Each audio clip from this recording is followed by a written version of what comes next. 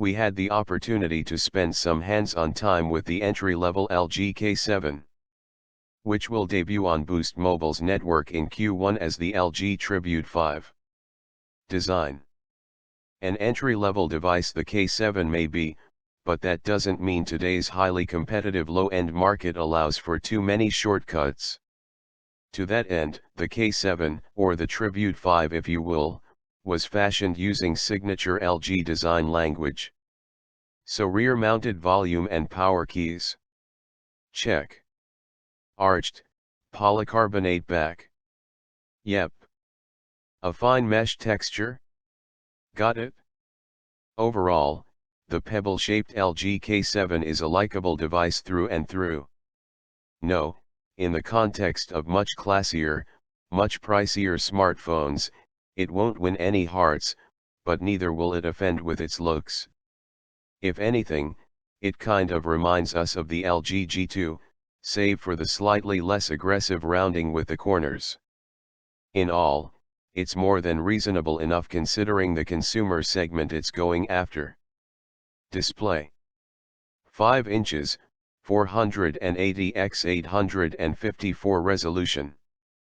That's the LCD panel you're getting with the LG K7, and yes, this sounds underwhelming if you forget that it's intended as a device that will usher laggards or people on a budget into the smartphone age. Still, in our experience, we found the display to be of decent quality, with rich color reproduction and good viewing angles. As you can imagine, given the class of the panel, there's nothing fancy covering it. No Gorilla Glass as far as we know, and it's unlikely that Corning, the maker of GC, had anything to do with the K7. Interface.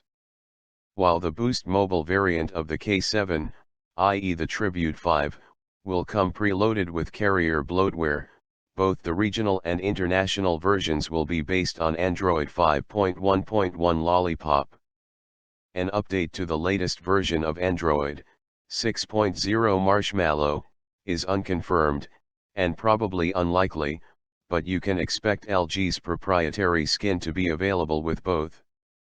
Still, expect it to be curbed variant of the overlay, without all the bells and whistles available with the flagship G line. Processor and memory. On the processor front, LG kept mum about the exact make of the system chip, though we do know that we're dealing with quad-core silicon clocked at 1.1 GHz. Given these clues, however, we can speculate that we're likely looking at one of Qualcomm's Snapdragon 210 SoCs, which comes with a built-in Adreno 304 GPU.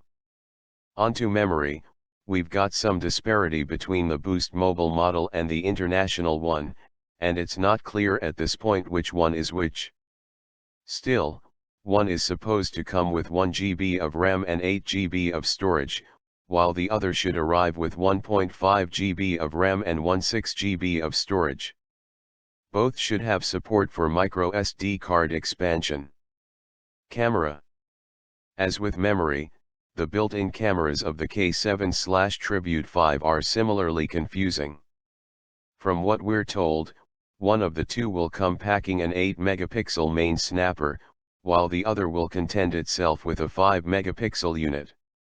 As far as we know, buyers will be treated to a 5-megapixel selfie cam up front, which is beyond what we'd expect from an entry-level device. That is, at least on paper a 5-megapixel selfie camera can still be pretty terrible. Expectations. If previous generations of LG's Tribute line for Boost Mobile are any indication, the Tribute 5 will end up occupying the $99 slot with the carrier. All things considered, and especially if Boost Mobile's ends up to be the slightly more powerful model of the two, the duo isn't offering a bad deal as long as you want to sign with the MVNO.